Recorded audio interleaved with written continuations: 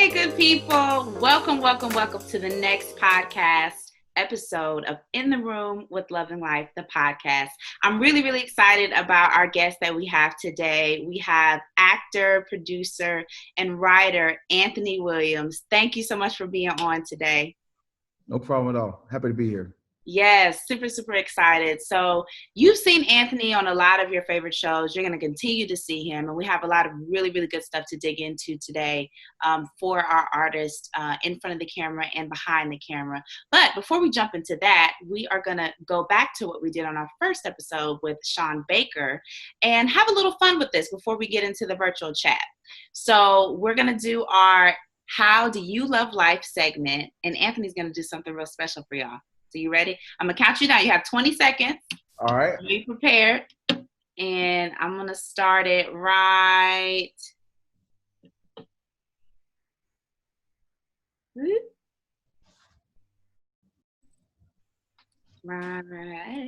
now.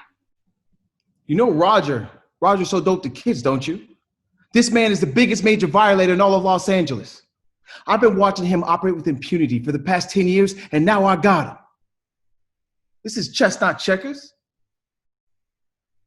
That's my favorite scene from Training Day, and it's right after they shoot Roger, and that's how I've gotten every agent I've had doing the scene from Training Day. Well, and you weren't even at the full 20 seconds. You still had no, I just gave you a little snippet of it because, like, once I really get into it, I wouldn't have stopped. So it'd have been like a minute and a half.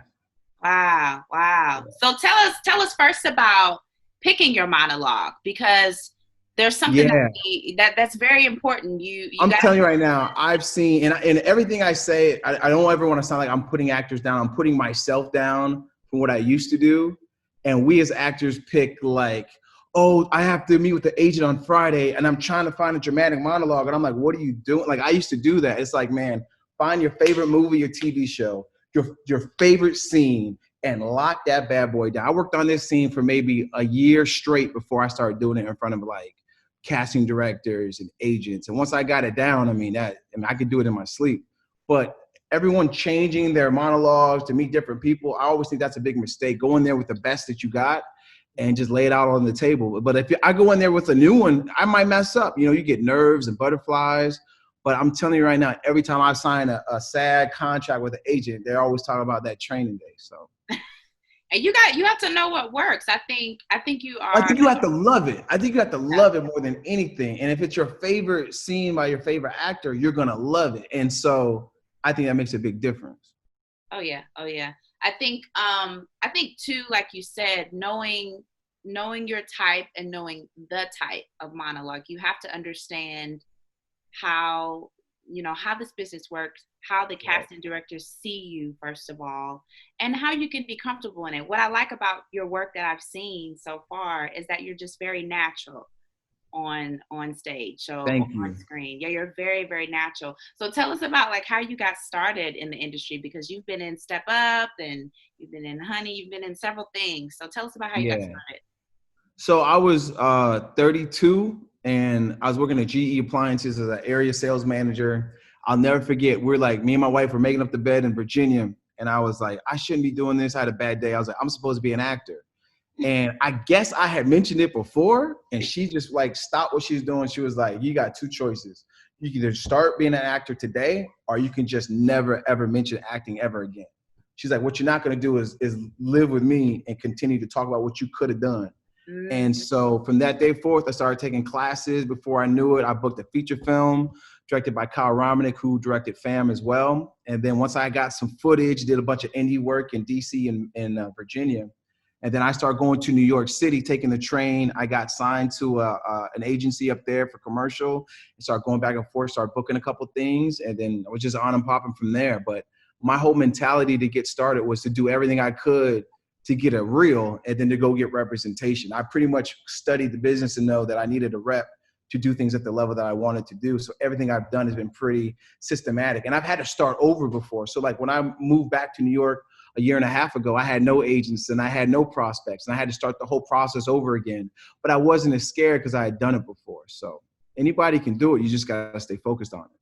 Yeah, you have to be persistent. I think artists are some of the most resilient and persistent people, because you know, as your wife kind of told you, maybe you didn't realize it at the time, this was a passion for you and you weren't going to stop talking about it. So Right. if you can't get it out of your system, or if it's not a fleeting thing, it's definitely something that you should study up and pursue. And you don't necessarily have to have gone to any sort of formal education, but you do need continued training and continued things to do that.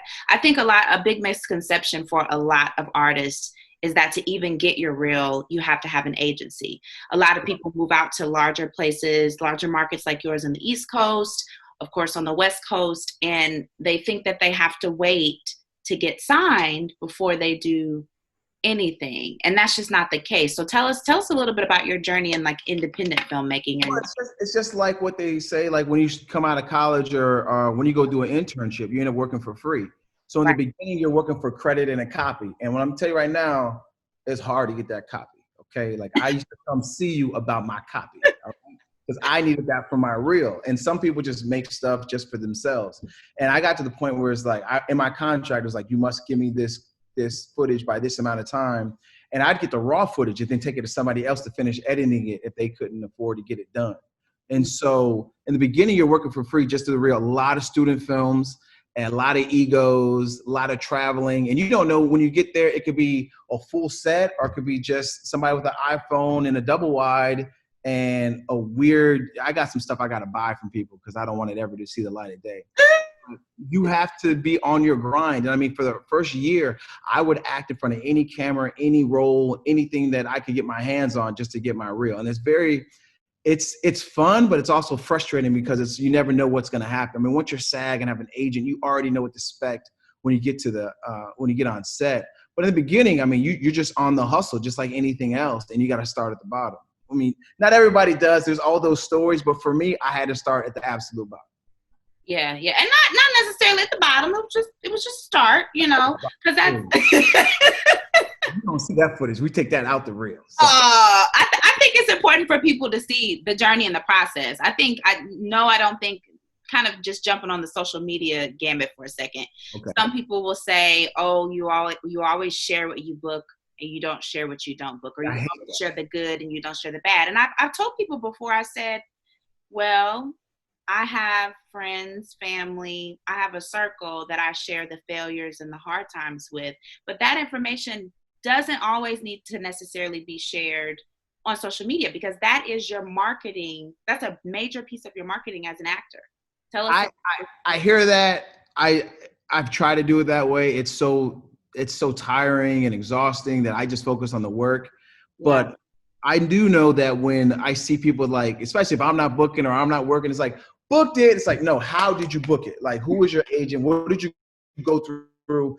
For me, I want to hear part of the journey. You don't have to tell everything to me. But it's like when I booked young Dylan, the guest star, and Tyler Perry, instead of putting booked it, I was like, after 20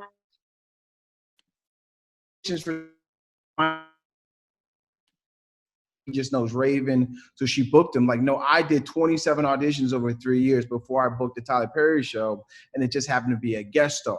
So I understand that thought process of the marketing and everything. It's just tiring. And to me, if you're marketing on Instagram, I mean, I'm marketing to casting directors. I'm making sure I have the right agency, and that's all through Actors Access to make sure they see my reels and everything. So what's on social media is just that. It's just social. So I'm not going to book anything based on who I have on Instagram. I'm not a reality TV star. So I think people spend a lot of time focusing on their brand on social media when really you need to focus on making sure you nail this audition. Because I want to be on set more than I want to have a 3,000 followers. Tell me what you're talking about, because that does not matter. That is not in the fine print in the contract. So in your story, where I first saw you was on Raven Drummers, who's one of Tyler Perry's main casting directors at Tyler Perry Studios. I saw you on her Actor Minute Mondays. Right. And you did share a little bit about, you know, how you met her and started working with her. Tell us about your first time working with her, and that was an unpaid role that you did. Correct? Yeah. It's tough just to even get to know like a casting director like Raven because, you know, it's Tyler Perry. So I remember first I was in Virginia. I sent her a postcard. Then when I moved to Atlanta, I sent her like a headshot and a letter. Then I sent her an email. And then finally, after like a year, I got called in for an audition that went well, but I didn't get it. And then I auditioned for like 2 more times, all the times, like every audition went really well. And then finally she came up with she was directing a play. And I was in Miami when I got the phone call that, hey, you get to audition for the play. And the play audition was the next day and it was unpaid. And so I left Miami, flew back home overnight, and it was 6 pages I had to memorize to go in there and audition for. And I ended up getting the role. And most people like would have been like, well, it's just a play. I want to be on Tyler Perry. That's why, but I looked at it as a great opportunity to spend time with someone who's in the business, to learn. I mean, when you book a play with somebody, you're spending like 40 hours. It's like a whole semester of class to do a play. And I just thought it was a great opportunity. And I was so blessed and lucky to get it. But it's funny because I talked to other people who were like, yeah, man, I saw that, but I don't work for free. I don't either. And you're not now, but yeah. Yeah. The ego has to be out of the way. You have to do it for, number one, the basics of it outside of the glitz and glamour. You love the job. You want to do the job well. And like you said, you have the heart of a student. Anybody who's at the top of any level, any profession, they are continually learning. They're continually, getting the mentors and the people that they need. And I personally feel like stage is the best training ground. It's the most respected. You've done your homework, you do your homework. For Raven, that particular casting director, she mentions how much she honors those actors who who do work in stage. And it's still a major, part of entertainment right now. If those of you artists who are more interested in stage than the film side of it, Broadway is on hold until 2021. Hopefully it'll come back sometime soon. But yeah, you have to know how to transition in this industry. And what I like about you being another multi-hyphenate, we have a lot of multi-hyphenates on this show, but you're not only an actor, but you are a producer and a writer. Right. And so let's talk about FAM. 47, what is it? 47 festivals. 12. One yesterday, so 48 film festivals. Come on, 48 festivals, 12 awards, American Black Film Festival, official selection, which is our Sundance, which is Sundance. Tell us about WMZ Entertainment and what you do. Basically, with WMZ Entertainment, we're changing the narrative of Black stories one frame at a time. It's basically a housing for all of my writings, and it was the production arm when I wanted to go and shoot FAM. So I had Kyle Romanek, who was the director, Mallory Cunningham, who's producer. They both have Emmys for the work they did on their own. And I was even though I'm pretty selfish as far as what I wanted to see, I was unselfish in giving the credit away. So I didn't have to be the director and the main producer and all those things. I was the writer, I was gonna act in it, and I was gonna pay for it. You know what I mean? So I think a lot of times when we're doing an indie project, we focus so much on making sure we shine as an actor, and then we want to be the director. And that's the worst. I've been to a lot of film festivals. It's the worst when you do every single thing. You have to find somebody who's just as hungry as you in their specialty, because they can do it better than you can. And so that's what I was able to do. And then I used the LLC for protection. I think I had to have $2 million in insurance every day on set, because it was a SAG project, because I'm SAG. So I can't make an indie film that's not SAG. Mm-hmm. And then because it was a SAG production, I got to bring in other people, got invited into the union because I Taft-Hartley'd them while they were working on my show. So it's great to use it, to do production, but I also like it because when I register my writings with the WGA, everything is protected under the LLC.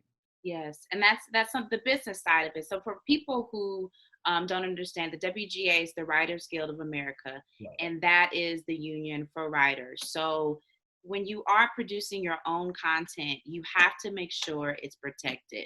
I don't care if you're a DBA at this point, right? And maybe you haven't filed with the state yet. You haven't filed your company with the state. You need to make sure every person on set, you have a signature that you're going to get copy credit, craft services, and that's it. Like, you have to have that stuff in writing, and you have to cover yourself, because you never know. Your idea that you think is small could blow up and take off.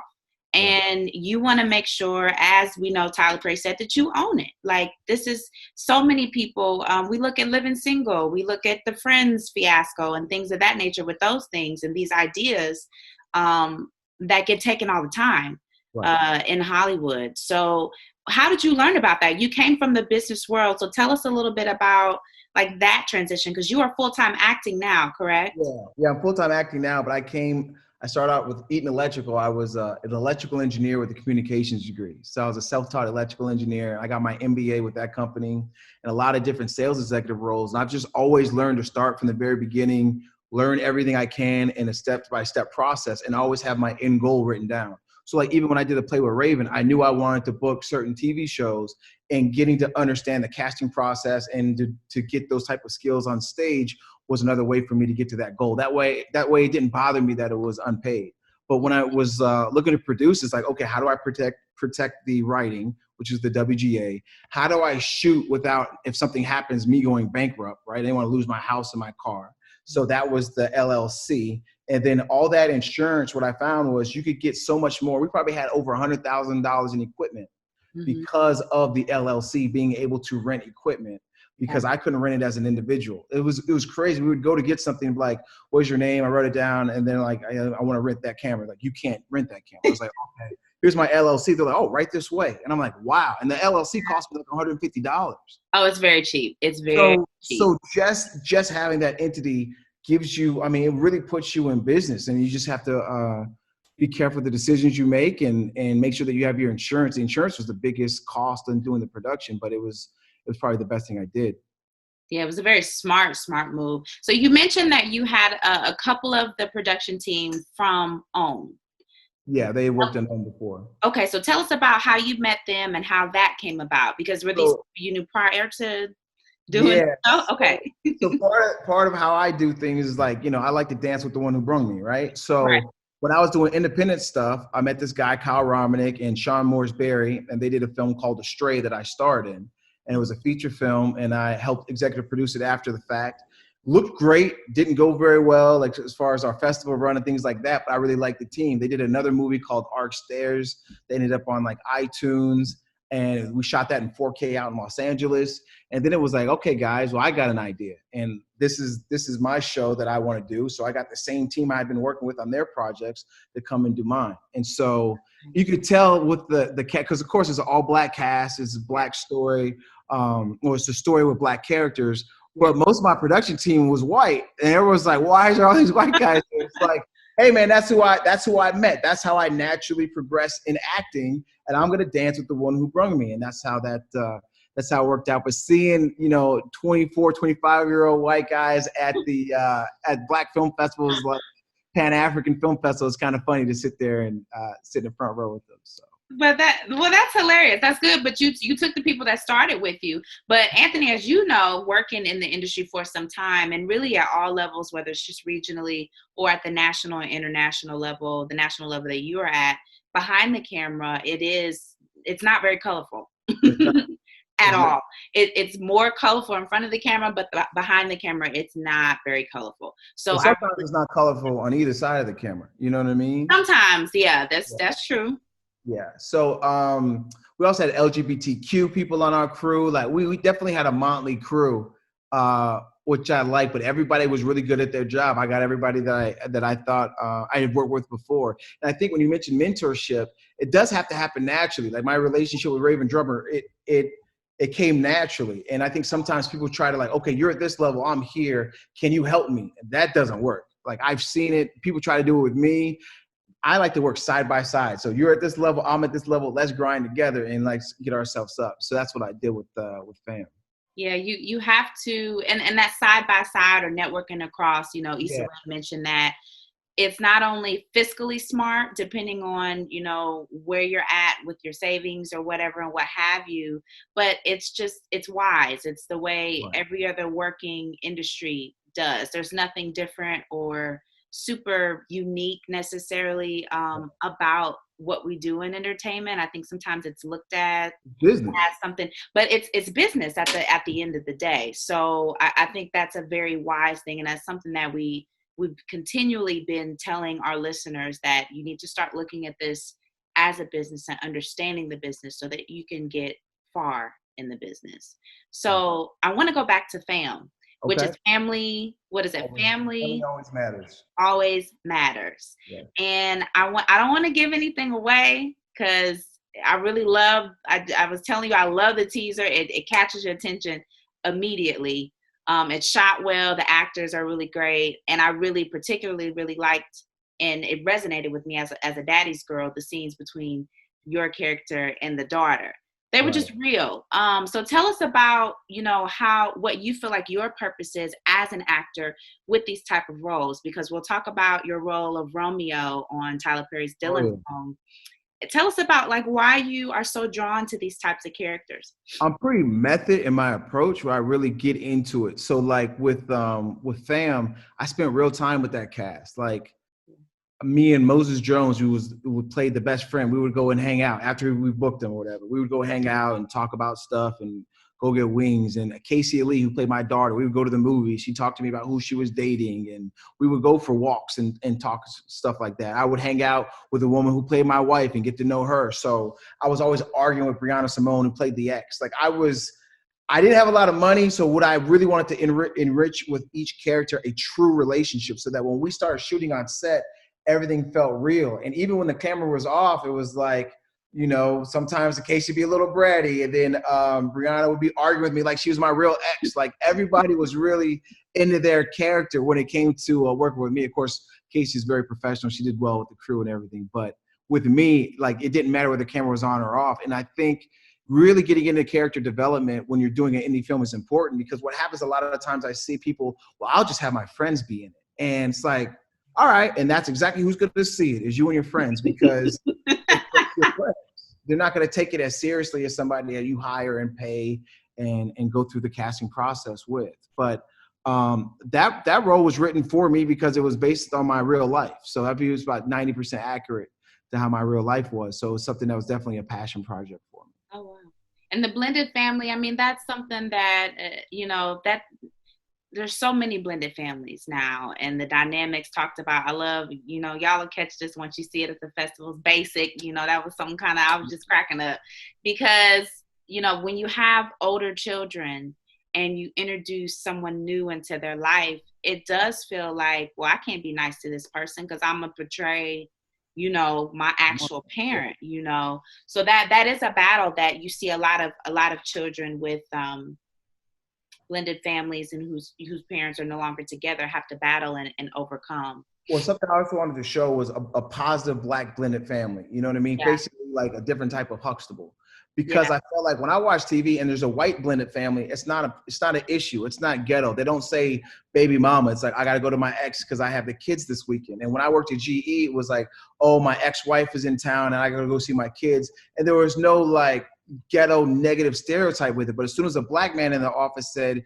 he has his daughter this week, it's like, all right, well, be careful with your baby mama. It's like, why is it different? Right? And it's only different because of how it's portrayed on TV and social media and things like that, because not everybody has seen a positive Black blended family, but you've seen the Brady Bunch, right? So nobody was like, wow, that's not even his sister, So Yeah. I really want to portray a successful Black blended family that we never saw before, and also take away the stereotype of it being some type of ghetto negative situation. You can have a family of love that's blended and have fun with it and be about drama and not about being Black all the time. And a lot of times when I turn on the TV, these new Black shows, it's 100% about being Black. And it's like, okay, I get it, but I don't spend my whole day just being worried about being Black. I got other problems, Now, if the police get behind me, I remember, oh, yeah, that's right. All right, now I got to deal with this. All right, yeah. I But think you'll lose your mind. You will you lose lose your your mind. mind. And even with everything going on with the pandemic and the world and Right. all of these things happening, if you get too immersed in it, you will literally lose your mind and it will break your spirit. We're not monolithic, but if you turn on the television, we're all, we're in the hood. We can't pay rent. The Black struggle. It's like everything is not the Chi, and I like the Chi, but everything is not like that. And if you keep putting that out there, and every show that gets picked up is showing this, then how's America going to look at African American families if that's all that they see? There's not any Huxtables on TV other than like Blackish. And even then, it's a ha-ha comedy. They try to delve into serious issues, but why do we always have to be funny? Why can't we have dramatic stuff like This Is Us? That's why I like Greenleaf so much. Greenleaf was awesome, and let me tell you, I just watched that new episode of This Is Us. I can't get through that. Dan No, I Fogelman. couldn't stop watching because she was.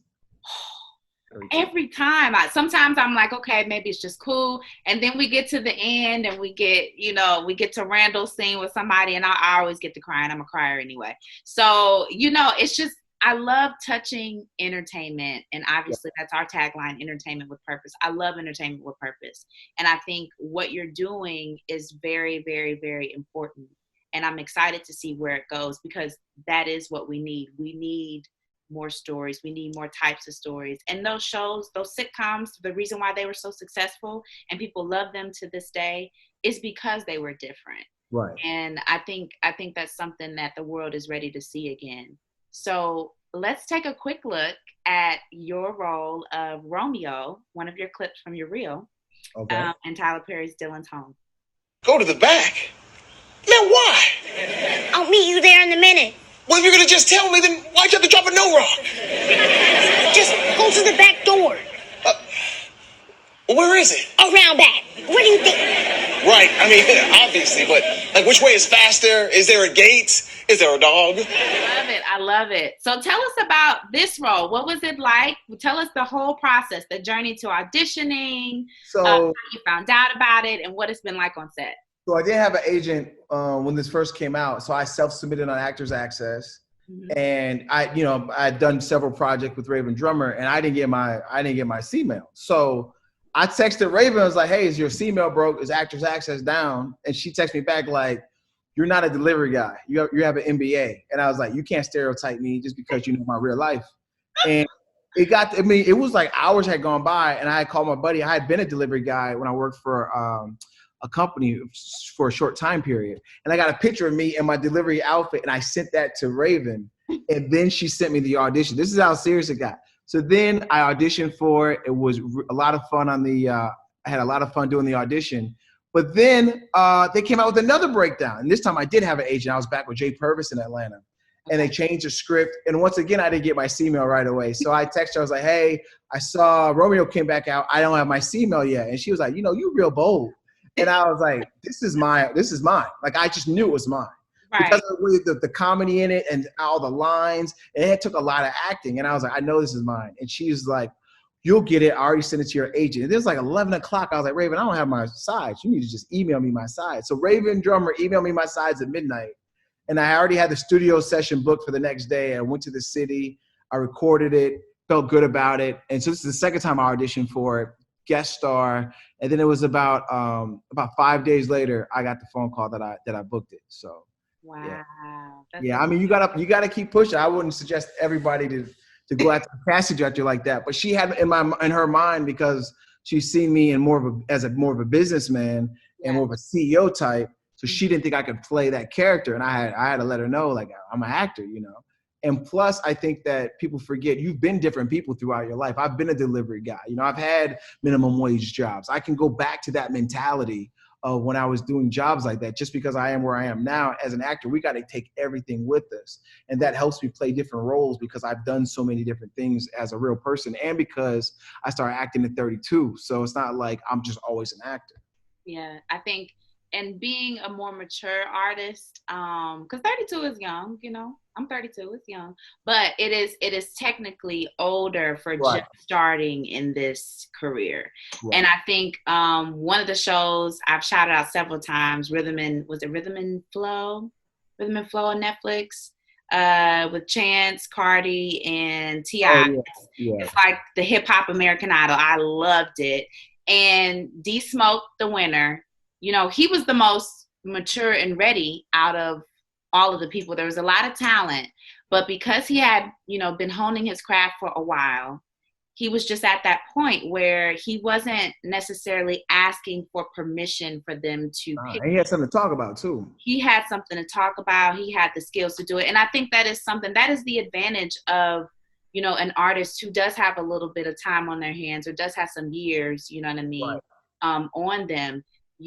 There's an assuredness and there's a confidence that you have that, okay, if this is for me, it's going to be for me. And that's for anybody, but especially for the older artist who isn't, super novice and super young and who knows who they are. So I think that's very important, you saying that, and even how you approached that relationship. So you guys have been renewed, correct? For Young Dylan. Oh yeah, Young Dylan's renewed. I don't know if they're gonna bring me back or not, but they just got a season 2. So Nice. yeah, Well, we're gonna speak it. We're gonna speak it, brother. We oh, pray yeah, they bring yeah, you my back. agent's working on that. Yeah, my agent's working. We'll pray they bring you back. So the agents. Let's go back to the agency situation.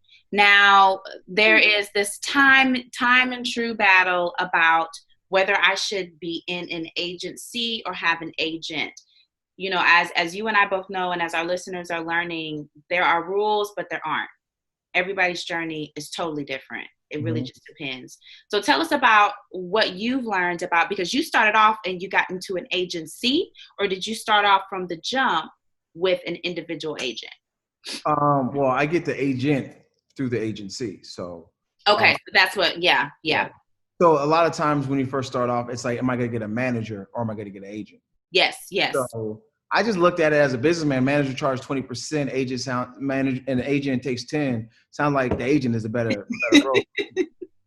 Also, managers want 20% of everything you do, all your salaries, gifts. I don't know how to give you 20% of a gift. So the contracts are not regulated for managers like they are for agents that were set Screen Actors Guild. Yeah. So I always knew I wanted an agent. And I really, I tell a story sometimes, LL Cool J, the way he got signed was he went to the record store and wrote down every address for every record label and sent his demo out to every single one of them. And that's the way I've been approaching things. So it was like a beautiful mind in my house. I had like 36 headshots, 36 letters, and I was mailing out letters to every agent in New York City until I started getting meetings. Yeah. And I mean, that was my approach. And then you go in for the meeting and you normally sign commercial first. In New York, in Atlanta, it's like commercial and legit and TV and film is together. In New York, it's normally separated. So you get a commercial agent, but then you're probably going to go someplace else to get a TV and film agent. And you would think, well, why don't I just? They're like, no. So the larger cities, West Coast and East Coast, the theatrical and the commercial are separate, but everywhere else they are combined. So tell us about, you do have some new projects coming up that you've written. Tell us about your new projects coming out. So I got one called The Joneses, which is a sitcom, and it's about two brothers who are best friends who buy a condo in New York City and they get a minority discount and they sign all the mortgage forms and they're all excited about this nice condo. And then they find out the minority discount is a same-sex marriage discount, and they didn't realize that. And it's a federal pending documentation, and they have 30 days to produce a marriage document, or they go to jail. And so two straight black men are in the closet hiding their straightness throughout the show. So I kind of flip the black male stereotype of, I'm straight. It's like the whole time they're trying to show that they're not straight. It's a lot of fun. It was a lot of fun to write. So. Oh, wow. That sounds hilarious. So for your casting process, how can people, we have your information at the top. So you can follow Anthony at anthony.e.williams on IG, and then www.wmzentertainment.com. You can connect with him in his project. So how do you go about with your casting? A lot of us, you handpick the talent. Sometimes we do casting calls. I'm a big proponent of casting calls. I like seeing new talent. But I also do like choosing people for projects that I know can do what I need them to do. So how does WMZ work for those artists who may want to be a part of your projects? You gotta look for it on Actors Access. That's it. We're not producing anything right now with COVID. We're still trying to figure out how much the cost of COVID is going to change. Being on set, I was on set yesterday, and I could tell you, it was like I was half in a hospital and half on set. You know what I mean? So we're looking at that, but everything's on Actors Access. So not through IG or anything like that. It's like, here's a breakdown, and then me and the cast director we go through everything and start calling people in for callbacks and things of that nature. So I'm a big proponent of Actors Access. It's a lot of fun. We had actors from LA, New York, and we ended up doing mostly Atlanta talent, but we looked everywhere. Nice. Yeah, I think, COVID has been so interesting. You see a lot, you see the deadline, productions are still happening. People are still getting cast. People are obviously still working, but it's different. I had to get a COVID test actually just to, do a commercial job. And that's looking like that's what it's going to be for a while. So how have you adjusted to, things happening right now in the pandemic, and what advice or encouragement can you give to other actors just adjusting to this interesting time? Well, it's tough because especially in New York, most of my marketing was through the mail because they're kind of behind in New York. They do it old school wise, but nobody's in the office now. So then now it's more emailing people, making sure that my agent is up to date with every class I've ever taken, making sure I'm like, if something comes out new, it's like, I took this class with that casting director. Can you reach out a little bit? So I'm definitely more in touch with my agencies because they have emails that I don't have access to.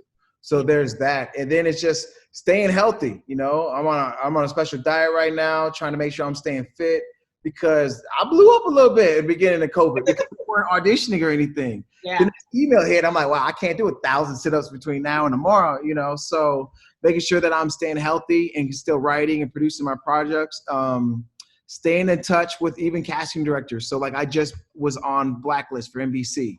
So I'm going to send that out to all the casting directors that I took classes with so they know, hey, I'm back to book and keep me in mind. Going on Casting About, which shows you what's casting in New York City right now. Because at first everything was on hiatus, but now a lot of things are coming back. So I want to make sure I'm at the forefront of those casting directors' minds. And you guys, your city has done a really good job, or your adopted city has done a really, really good job of taking control of the pandemic and making sure that people have been safe. Now, here in the Midwest, we're in Indianapolis, which is pretty close to your hometown of Strongsville, Ohio. So tell us a little bit about, growing up there, what it was like, and give some encouragement to, to some actors, because a lot of times people think, and you know this, people think that I cannot have, in their minds, I cannot have a real career in entertainment because I live here. But that's a myth. There's people working in Hollywood that do not live, not everybody lives there. Not everybody lives in Atlanta. Dave Chappelle lives in Ohio. Right, Dave Chappelle lives in Ohio. So tell us about Strongsville. Strongsville, it's a little, I think it might be 2% black. It's a suburb of Cleveland. Played a lot of soccer.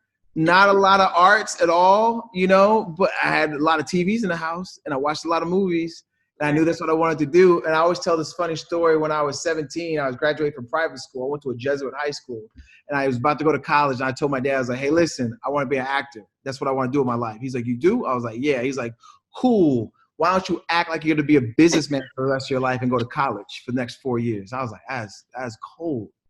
And but he was like, this is your role now. Pretend you're gonna be a businessman, and then when you get out of college, you can go do whatever you want to do. Mm-hmm. And so it was that mentality. Same thing. My dad had the same mentality. This is freaking Strongsville, Ohio. But I met Halle Berry when I was in Strongsville, Ohio.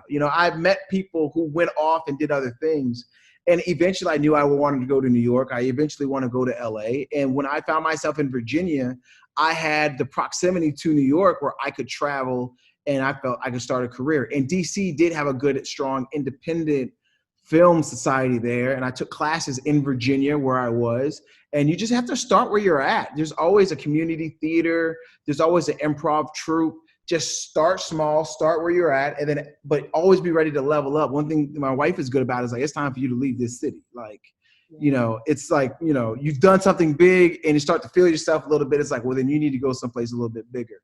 So, I did my first feature film in DC, started getting a bunch of Facebook followers. She's like, you need to go to New York. And then even in Atlanta, I did a big commercial and started getting recognized. She was like, time for us to leave. So, you don't ever want to be the big fish in a small pond. So you got to watch out for that as well. Yeah, that's very smart. Just being able to know when it's time to move and move on God's time. I think this year, honestly, what I've said a lot about this year is this is the year that we've planned and God has decided. I don't think anybody could have predicted everything that's happened this year. And it's just really just put the world on halt. But it's also been a great time for creating things. Right. Like you have the stillness, you have the quiet time to continue to hone your craft, to create, and to get hungry and look at other opportunities that maybe you would have been too busy to pay attention to beforehand. Yeah, it's funny when you say about God's time. When I got to New York, January of 19, and then I had a 9-to-5 job. I didn't have any time to go audition or anything. And it was like, all right, when I get a hold of this job and get a handle on it, I'll start acting again. And I had lost my agent in Atlanta. And then around May me and the job parted ways. It was mutual. It was mostly on me, but it was mutual. And I remember being like, dang, I moved to New York. I lost my job. I just bought a brand new house and everything. And I was like, what am I going to do? And for the next 6 months, I just was, every day I was in this city, meeting with agents, meeting with managers, meeting with casting directors. Like I was just on this mission. And then so from June of 2019 to basically February of 2020, I was just grinding. And so March 1st, I was with Tyler Perry Studios, Young Dylan. And then when I got back to New York, everything shut down. And it's just such a blessing because of that time period that I had free. I met all the people I needed to meet. By the time everything shut down, I had 3 agents. And so that's how I ended up getting NBC through an agent that I met during that grind time. So it's really about seasons and just listening to instincts. And you got to do it because even though it sounds crazy, you know, like, man, I'm just going to walk away from this job. Like I just moved here, but it was the best thing for me. So yeah. Yeah, taking that leap and taking that jump. So what would you like? Huh? With no parachute. With no parachute. No parachute. Lord, no parachute. You just got to jump. But everything, it always works out when your heart is in it and when your heart is in it for the right reasons. So it will always work out for you in that case. So tell us about your role on, can you tell us about your role on the Blacklist? Yeah, I'll tell a little bit about it, but I'm a security guard. It was a co-star role. It was funny because you get on a show like Young Dylan and you got like pages and pages and pages to go through. And then you get a co-star. So co-stars normally under 5, but it's my wife's favorite show. That's the only reason I really knew what it was. And then my wife was like, how many viewers does Blacklist have? I was like, I don't know. And I looked it up. It was like 6 million viewers. Okay. So it's a little bit different. You know what I mean? And it was my first booking in New York. So it was really good. But I mean, it was being on a set that's for NBC and is that big, believe it or not, it's not that different from when I did Fam. You know, it's similar cameras, similar techniques. It's just there are a lot more people, you know. And now with COVID, it was just interesting to be on set for COVID because I had a fitting on Friday. I had to take 3 COVID tests for the fitting. And then I shot yesterday and I had to take 2 more rapid tests when we went to go shoot. It's funny because it affects everything. So you're taking the rapid test and you got to wait like 10 minutes to get the results. And suddenly you're like, man, I didn't need to go to the grocery store this weekend. You know, I'm like, why did I leave the house? Like, it's funny because it's going to change how I act during the pandemic because if you get positive, you can't work at all, you know? So it just changes your mentality. But I felt safe on set. I think that's the most important thing. But it's like being in partly a hospital. Like there's a tent, there's nurses, they got on scrubs. I mean, it's serious in order for us to get back to work. And it's frustrating as a human being because you can go act and get tested and everything's fine. But if you go get on a plane, there's no test. And I feel like, why is it available for acting? Because we have a budget, and then for life, we don't have enough. And it's kind of frustrating for that juxtaposition to see the difference. You know what I mean? Yeah, we just live in such a weird world. That's all I have to say. I just think it's testing's weird. there if you got the budget. You know what I mean? I think not even just the testing, but just, I mean, listen to what you just said. I mean, you're on stage, you're on set, you know, portraying life. Right. Real life. Real life, I'm not safe. But if I pretend to be in life, I'm safe. Yeah. Pretend real life. And so it's just, yeah, it's very, very. I'm thankful that these big companies are able to do it, but I just think that we just need more testing everywhere. You should be able to get a test to get on the plane, you know, so. Oh yeah, you should be able to test in schools and all of that. So yeah, I'm really excited to see some of your new projects. Now, comedy seems to be your wheelhouse, but obviously. No, hold on now. No, comedy is not different. Okay. No. What happened with comedy was I felt like I had something missing in my tool belt, which is I didn't do hardly any comedy. So I went to LA. I moved to LA for 3 months. And took classes at the Groundlings, which is the big improv out there. A lot of people from SNL come from the Groundlings. And that's how I started doing a lot of improv and comedy. And then so I put that in my wheelhouse. But when I came back to Atlanta, I went back to doing more dramatic stuff. But when something like Young Dylan comes up, then I can go full bore into it. So. Okay. Yeah. That's fine. Well, I just think of Fam. Fam was hilarious. I mean, you were really funny in Fam. Okay. It wasn't supposed to be. That's my life that you're laughing at. I mean, I'm sorry. I mean, your life is, life is funny. Situational humor. It was situational humor, but it was. There's no laugh track on Fam, is what I'm saying. No, I know. So how can people continue to connect with you? I know, obviously we're really excited about you being on with us today. Yeah. But are you on Twitter as well? Nope. I'm just No, on just Instagram. IG? I'm Okay. trying to cut down on the social media. I used to be on Facebook. It drove me crazy. So yeah, my website, wmzentertainment.com. We'll have updates on there, and there's a little contact page there, and Anthony E. Williams on Instagram. Perfect. So before we let you go, All right. give our artists one thing that you've learned that you feel like has really shifted your trajectory working full time in entertainment.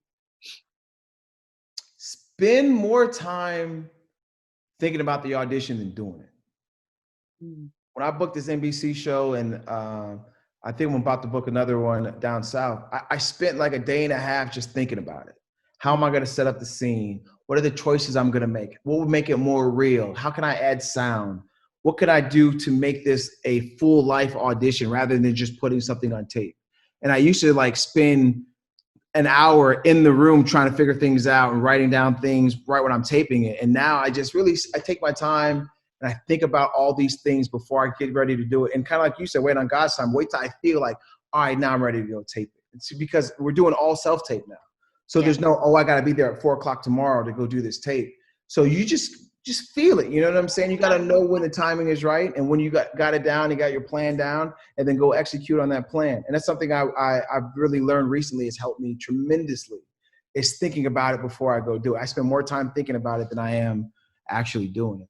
Yeah. And I think that's really, really good stuff, because you do acting. People think it's easy, and it's not. You have to, as an actor, it's a thinking sport. It's all here, because our minds inform our emotions. So yeah, it's no different from the audition, The other thing I want to tell artists that are coming up that, still in the grind like me is anybody that's a negative Nelly that doesn't clap when you win, that kind of tells you what you can't do, you got to get rid of them people. Like, I hate to say it, but you can't have those type of people in your life. There's so much rejection and there's so much pain that comes with working to be a working artist that you have to know, you're the CEO of your life. You got to hire and fire appropriately. And it's like, I wish I knew that early on. I got slowed down by a lot of people that I could have just cut out. And it sounds cold, but it's necessary, because you need nothing but cheerleaders in your life. Oh yeah, you have to survive you. But coming from the Midwest, I mean, you know how it works here. You're from the Midwest. Like I said, we're based in Indianapolis. Midwest cities, for those of you who may not live in this area, there is a very, it's the Midwest charm. It's small town, but it's a city. So the mindset is small town. So although everyone for 3 months in our area where it was shut down, was watching Hulu, Netflix, right, on demand. They're watching, all of these people doing all of these jobs, not just the actors, like everybody a part of production. They're seeing all these job opportunities, which, Anthony and I recognize, oh, that's a job. But they're like, oh, that's make believe, or that's playtime, or it's not real. Coming from a Midwest place, how did you work with your family to understand what you do and get on board? Did you wait? Speak to those people, because it might be wise just to wait to let them know. Yeah, I mean, I wish I waited. I told him. I remember my cousin Corey, I love to death. I'll tell you what, the people who rejected it when I first told them I was going to do it are my biggest supporters now. So I'll give them that. Yeah. But they just couldn't see it. I was seeing the movie Django, and I turned to my cousin Corey. We're about the same age. I was like, I'm going to do that one day. I'm going to be on that stream. He was like, man, shut up. You're not going to be an actor. You know what I mean? Or my father and my parents were like, nah. But you find that one person, like my wife was in my corner, and that just helped me keep on going. It's like, it's been about 5 or 6 years now, and now my dad's like, hey, you got Nickelodeon? My son's on Nickelodeon tonight. It's like, man, you did not believe in any of this stuff when I started. And what's really funny is I went back a couple months ago, and I said to my wife, I was like, when I went to New York, how did you know I was going to get an agent? How did you know I was going to make it? And she was like, oh, I didn't think you were going to make it. I was like, what? She's like, no, but I'm going to support your dream. You're dreaming, I'm dreaming. I'm going to tell you to go. And I was like, so you didn't think? She was like, nah, yeah, you weren't that good. So you just got to find people who love you and support you because you believe they should believe with you. But the fact of the matter is, it's going to take a while, and you have to be okay with that. You have to be okay with being at the Thanksgiving dinner and someone's like, oh, you're an actor? What you been in? I ain't seen you in anything. Or did you call Tyler Perry? Because that's how people think it's that easy, And that's why I said it took 27 auditions in 3 years to get on his show. But even with that, and that is a long time. Yeah. Not to even get it confused. That's a long time. But that's still a blessing. It's still very 100%. remarkable and very, I'm sure when you think about it, when you sit on days like today, maybe on your off day and you think about it and you say, wow, like, look at these things that God has blessed me with in a relatively short amount of time. Well, and like you said about being in the Midwest, and just when I say like be careful with negativity, I had producers and directors who loved my work. It was like, hey man, just so you know, you'll never book Tyler Perry. And I'm like, why would you say that to me? He's like, you don't have a 6-pack. You're not in the gym every day. And it's like, that's cold. And so like, I'm not gonna lie, I may have went ahead and shot them my new reel with me and Tyler Perry's show, because like, no, you can do anything you set your mind to. There's not, yes, there might be a certain look that you see more often, but that doesn't mean that you can't find a way to get in there. If it's what's for you is for you. And so that's what you just have to believe, and you got to stay focused. One thing I've always been good about is writing my goals down and always knowing where my next goal is going to come from. And so when people tell me, I'm not doing enough now, it's like, okay, but I know where my goal is in the future. Oh yeah. Just blacking out the noise. So It's tough. It's hard, man, especially family. I've been roasted on several Thanksgivings. I haven't seen you on TV. What channel you on? What channel? Like, come on, man. Essentially, and it can be, I work on the equity theater space here, so the professional theater space, and commercial work. And even with that, even with like legitimate jobs, you're doing 16 shows, you're working 6 days a week, because that's how theater is, Right. And even with that, it's just the mindset is just so different. So when every time I meet people that are I love talking to artists. I love connecting with artists. I love encouraging and getting encouragement from fellow artists, because you do feel like an anomaly a lot of times in places like this, because there are people who are chasing after it for the wrong reasons and have no understanding of the business, or you have those people who just don't see it. And you don't need anyone else to see what you see. That's the biggest thing. You don't need anybody else to see what you see. One of the things I'm trying to do lately, and I'm really been enjoying it, is my kind of way of giving back. Like, I haven't made it yet, but I remember how frustrating and how lonely I was when I first started. So talking to different people on Instagram, giving out advice if you need agent advice and stuff like that, so that, I can give somebody a word of encouragement that I didn't have when I was first starting, when it was just me and riding the train in New York, and I didn't know anything. I had to like Forrest Gump my way into getting an agent. Like, I literally sat with an agent and had to do a commercial copy, and the next day they sent me out. It doesn't always work that way, So I'm just really trying to give back to and talk to people about how to get started, like you said, because it is very frustrating in the very beginning. And if you haven't done anything, like I had like 2 credits, and one of them was a letter K from elementary school when I started. So at 32, my dad's like, boy, you have a master's in business. This is what I'm talking about. You're funny, Anthony. I'm not trying to gas you. I'm not gassing you at all. That's my life. That's a real story. No, I'm sorry. I'm sorry to keep laughing at your life. But 2, let's talk about the headshot. So how important, because imaging is important. You mentioned a little bit, people put Tyler Perry in the box with the 6-packs. But the headshots, your new headshots on your page look great. I'm sure you have more on your site. But tell people about, because there's this thing about the types. I'm telling you this right now. All I can give you is my advice is like, go to a real photographer. Do not go to your friends. Don't send it to your mom to see what she thinks is cool. Go to a real photographer. The real photographer will give you real headshots, and they'll give you the right looks. And if you have an agent, it's like, hey, what kind of headshots do I need? And I just did this in January. I got my last headshots. I'll tell you right now, I didn't like what my agent picked out. But guess what? He got me in a room. So I think we try to take too much control over that part of it, when you got to get advice from the right people, like the real photographer. Like, if you're not paying at least $500, you're probably not with the headshot photographer. So I get the type of photographers, when you see my headshot, like, oh, you went to Leslie Hassler. Like, wow. Or, oh, you went to Paul Smith out in LA. Like, they could just look at your headshot, casting directors, and they know the photographer. So they know you're taking it seriously. And I think we think we're always trying to hustle. Well, my friend has a camera. It's like, all right, you gonna have my friend has a camera auditions too. You know what I mean? So I think it's tougher for females with the hair and like a little bit of change. My female friends get new headshots like every 6 months. I think it's insane. I've had basically 3 headshots in my whole career, and 2 of them are in New York. So if I'm in New York, I make sure I get a headshot with the New York in the background. It's like me on a cobblestone street. When I'm in LA, we use natural studio. And so like I remember look at it like instead of different headshots for different characters, I look at it for a headshot per the location I'm trying to book in. So this is my LA headshot. This is my New York headshot. This is my Atlanta headshot. Because I'm just trying to give you the best of me instead of being like a character actor, which I don't really consider myself, which seems silly because I just did a sitcom. Yes. Yeah. Well, I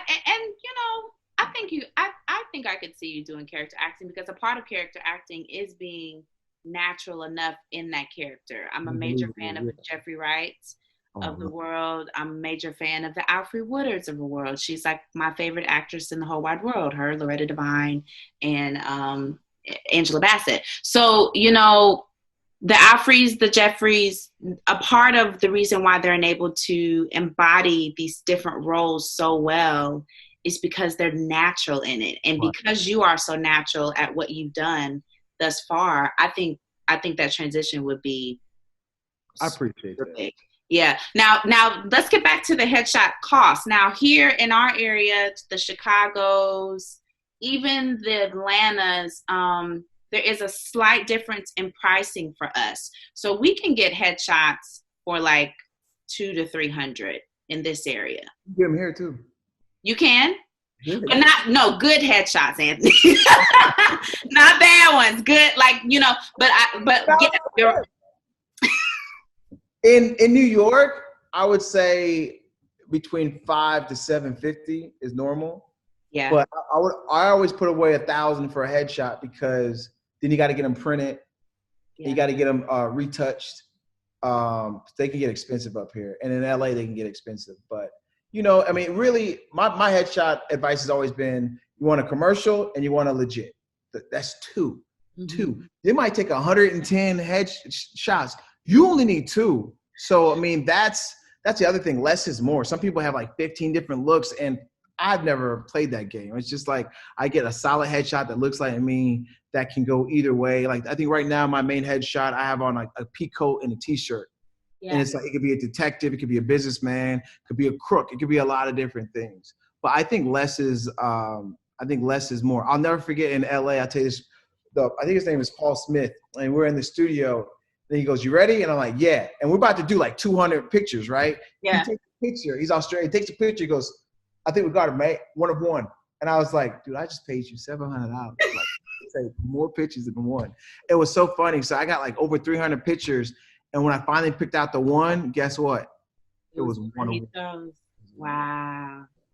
Yeah, that's why you go to photographers who specialize in actor headshots. Right. And I don't have to get another one for years. And maybe that's because I'm a guy and I'm bald. But it's like when I get the big quality headshots, they last quite a while. So I think they're worth it. But I also like talk to other actors and get photographers that have helped other actors. Don't just go to your friends, man. I've done it. It doesn't work. Oh no, we want to think smart. Now, sometimes there are anomalies, but it is very different for women. Their looks. I'm a person, I have a lot of different looks. They want to see all of them. And Black women, our hair changes all the time. And they're like, wait, I booked you with the curly hair. Now you have locks, or you have braids, or it's long and it's short. That's exhausting. I gotta tell some of my female friends, hey, I can't do this with you anymore. Because every couple of months, it's like, here's 10 of my headshots. Like, oh my God, you just gotta do headshots. Like, no, I'm wearing my hair straight now. And so, yeah, I feel for y'all for that. I really do. But I always think though, you get what you pay for as far as the longevity of it. Because my friends who go to their friends, they're getting headshots like every other month. And I'm like, you still spent $500. Even though it was broken up, it was deferred. You put your $100 friend 5 times, you spent $500. So still deferred. No, that's good stuff. Now you told us about one of your shows. You have several shows that you're pitching right now. Yeah, so I have I got another show called Serve. I'm bouncing between a show and a feature film. And it's about a guy who's a little artistic. He's on the spectrum. And well, he's a process server. So in the not too distant future, in order to stand trial, you have to be served. So if you break the law, white collar crime, and you don't get physically served, you don't go to trial, you can't get arrested. And so these people are kind of like hitmen that serve people. And all the white collar criminals have these huge security forces, not because they're going to get killed, but because they don't want process servers serving them. And so it's a whole organization. I play the manager, and the guy, he jumps out of planes, and he dresses in clown outfits to go to a kid's party to serve a judge. Like, he books Tyler Perry so that he can serve Tyler on set. Like, he's not quite right. You know what I mean? And it's a lot of fun. I had a lot of fun writing that. So yeah, that's another one. And then I got a Christmas story that's loosely based off Fam called The Fam Christmas. We're looking to pitch to Lifetime and Hallmark. So yeah, I'm expanding the brand, and that's what we're doing during COVID. I just keep writing and coming up with new ideas, but I'm having a lot of fun with them. Nice. Well, y'all, again, connect with Anthony. Connect with, his auditions that he posts on actorsaccess.com. You can get a free profile, have 2 headshots up there, send it. They do prefer, I'm sure Anthony, typical with most of the casting directors, you do need to have some sort of footage, real footage, a real clip to attach with your reel, or what do you prefer? I'll tell you something I learned doing Fam when I was casting. If I like their look and I thought they matched the character, it's better to not have anything to have something bad. Because there's times I was going to bring people in. I clicked on their reel. I was like, oh, he's not ready at all. Oh, no. And so make sure your reel is quality as you can get. Like I said, I had some stuff I would never want anybody to see. But and the other thing about my reel, when I first started, I went to a studio when I didn't have any bookings, and I did a monologue. And I did a really high quality monologue in a studio. And that was my reel that I would send when I would submit to stuff. And that's how I started booking things or getting auditions, because I didn't have any footage. Because it's like, the what comes first, the chicken or the egg? You can't get footage without booking. You can't book without footage. So right. Think outside of the box, and what can you control? All I could control was my monologue. So that was my first reel. Yeah, I mean, they just want to see you. You talk in front of the camera. They want to see you as the character. Do I believe what you're showing me? Right. Does it feel real to me? Does it resonate with me? So yeah, right. whatever you have, as long as it's quality, professional, and shows that you can embody a character, that's what you need to put on there. So yeah, I'm just excited about all you're doing. Like I said, I love Fam. I think it's big. Hopefully we'll be seeing it more. So where is it at? Which festival did it just get into? We just got into an Omni TV festival, and we got into Odyssey Festival in North Carolina. Okay.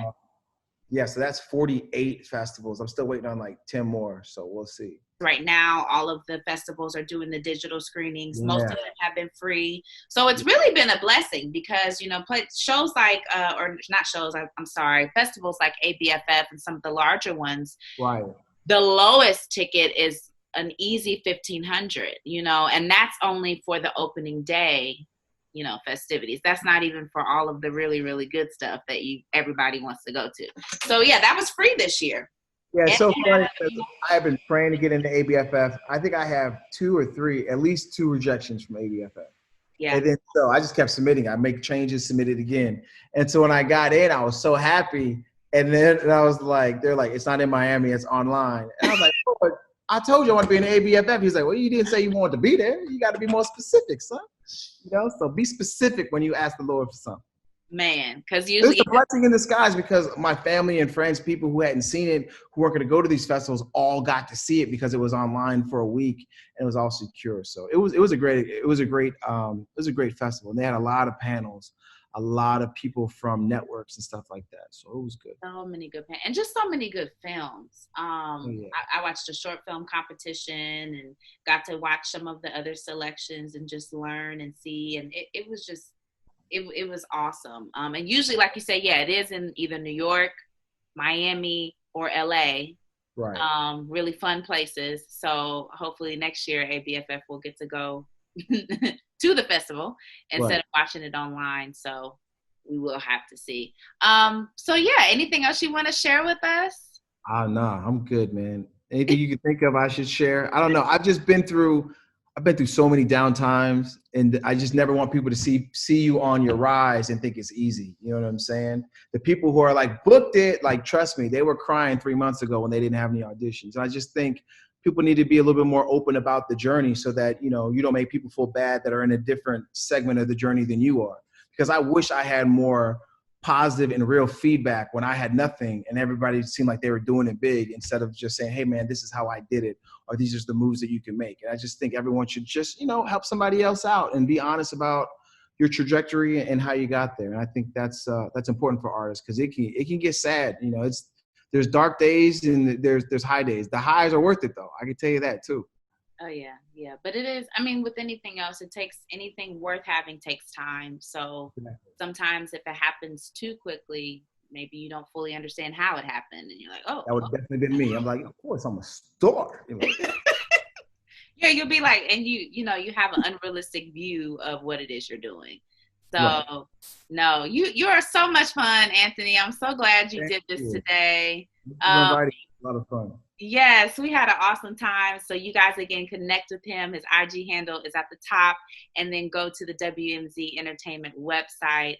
I really hope you guys listened, homed in on, wrote down all of the great gems that Anthony shared on his journey to getting to where he is, working full-time in entertainment. It is possible. You can do it. Stay encouraged, stay on your path, and know that what is for you is for you.